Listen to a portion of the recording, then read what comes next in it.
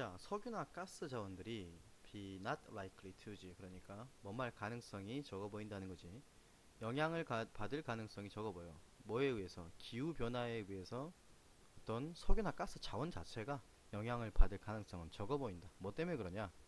그 석유나 이런 뭐 가스 같은 그런 자원들 자체가 어떤 결과, 어떤 과정의 결과로 생긴 거냐면은 관계대명사죠. 주격. 수백만 년의 어떤 과정을 통해서 생성된 그런 결과물이고, 그리고 자 1번 그 다음에 이렇게 병렬되고 있죠. 2번 지질학적으로 그 자원들이 갇혀 있잖아. 그러니까 뭐 날씨가 덥고 춥고에 따라서 얘네들이 어때? 땅속에 매장돼 있고 그러는데 무슨 영향을 받겠어. 근데 기후 변화 자체가 나도 언니가 나오죠. 셧다운 시킬 수 있다는 거야. 셧다운이 뭐냐? 청소년들이 고통받고 있는 거죠. 뭔가 닿게 하는 거지. 딱 닿게 해버려. 뭐를? 오일이나 가스를 생산하는 지역 자체, 그러니까 생산해내는 지역을 셧다운 시켜버린다는 거야. 기후변화가 너무 추워지면 그 지역에서 생산을 해낼 수가 없겠지.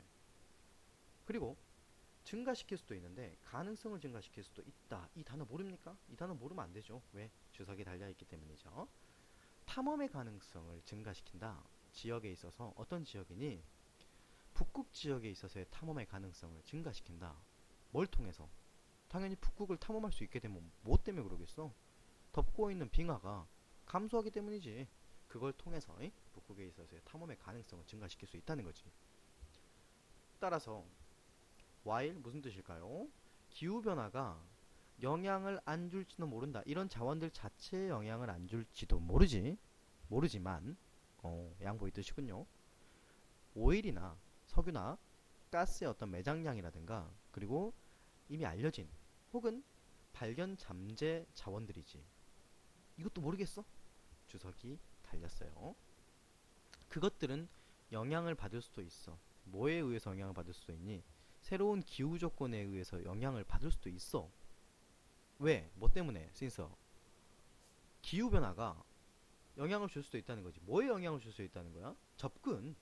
이런 자원들의 접근, 그것에 영향을 줄 수도 있기 때문에, 그렇기 때문에 오일이나 가스 매장량이라든가, 그 다음에 뭐 발견 잠재 자원이라든가 알려진 자원들이 기후 상태에 따라서 영향을 받을 수는 있다는 거지. 예를 들어서 시베리아에서 실제 어떤 탐험의 문제점이야. 챌린지. 그것은 시간인데, 무슨 시간이니? 요구되어지는 시간, 접근에 요구되어지는 시간, 그리고 생산에 요구되어지는 시간, 그리고 그것들을 가져와야겠지. 그것들을 어떤 상태로, 어떤 상태에서? 극도의 환경적인 조건 상황이니까. 환경이 매우 안 좋아. 시베리아니까. 넌 생각해봐라. 시베리아, 그치? 거기서는 뭐 속된 말로 침을 딱 뱉으면 그 뱉는 순간 얼음 다 돼요. 그죠? 그런 지역입니다. 그런 지역에서 실제 어떤 그런 오일이나 석유 자원들을 탐험하는 데 있어서 문제점은 뭐겠어. 그러니까 그런 환경들을 다 뚫고 가서 접근하는 문제점, 시간상 문제점, 생산해내고 그런 것들을 어떻게 또 배송을 하겠어. 그런 상태죠. 근데 어느 곳이냐면요. 그곳이, 그 기온 자체가 1월 달에는 범위가 어느 정도가 되냐면은 영하 20도에서 영하 35도랍니다. 그곳이요. 시베리아가요. 그래서 온난화 자체가 워밍, 이게 동사죠. 당연하겠죠. 조동사 뒤에 나왔으니까. 완화시킨다라는 거야. 여기서 나온 형용사가 이지 아닙니까? 극도의 환경적인 상태를 온화시키죠. 얼음을 녹게 만드니까. 뭐 하면서? 분사구문 확장시키면서. 뭘 확장시키니?